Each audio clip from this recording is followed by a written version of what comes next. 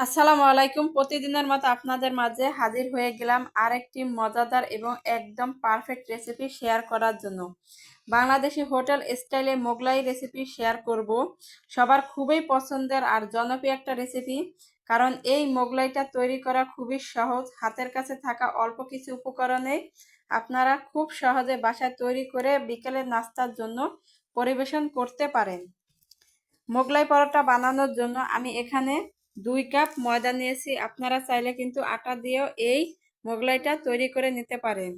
এরপরে আমি এখানে দিয়ে দিলাম পরিমাণ লবণ, দিয়ে দিচ্ছি 3 চামচ রান্নার তেল, দিয়ে আমি হাত দিয়ে এখন ভালো করে তেল আর লবণটা ময়দার সাথে মিশিয়ে নিচ্ছি।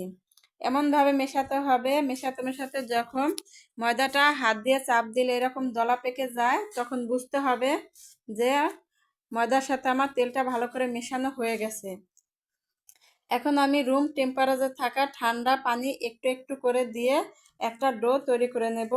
যখন আমরা বাসায় নর্মাল পরোটা বানানোর জন্য যেরকম ডো তৈরি করি, ঠিক ওই রকম করে একটা ডো তৈরি করে নিচ্ছি।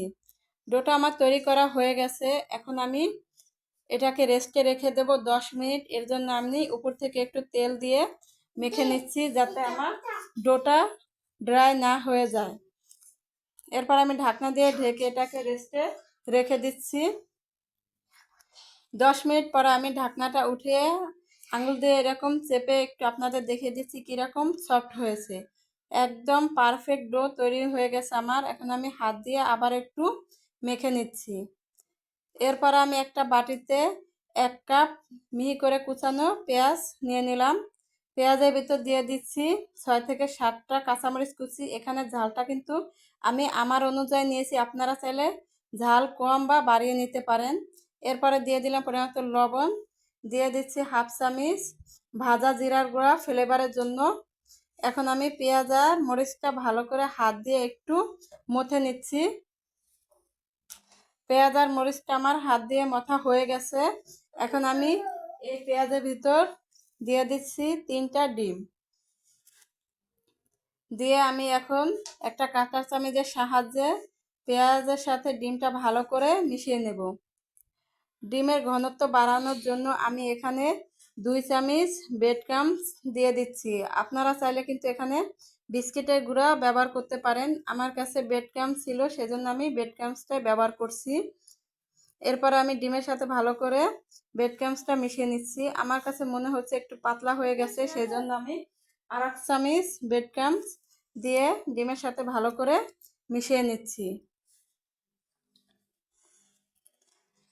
ব্রেড ক্রাম্বসটা ডিমের সাথে আমার ভালো করে মেশানো হয়ে গেছে। এখন আমি ডিমটা সাইডে রেখে দিচ্ছি।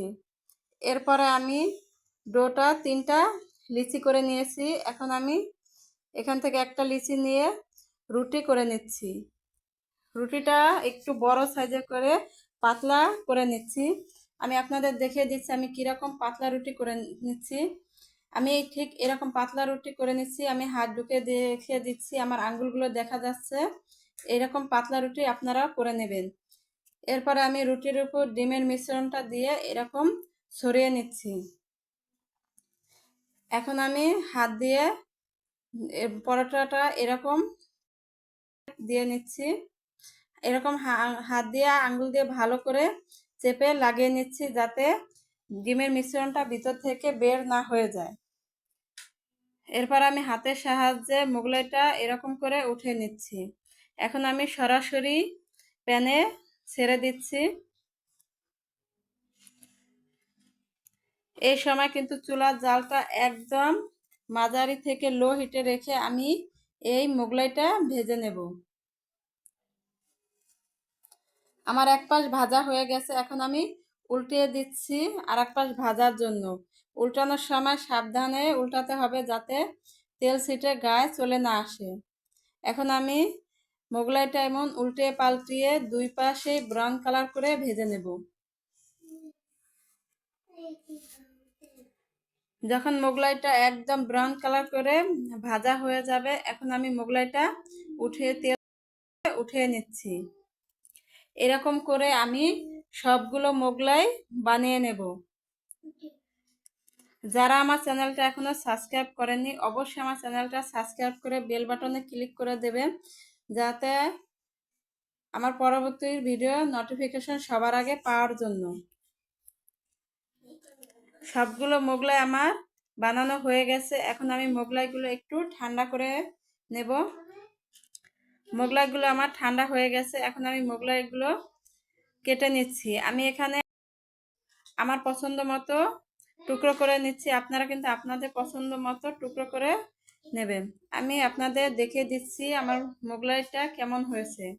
আশা করছি আমার আজকের রেসিপি সবার ভালো লেগেছে।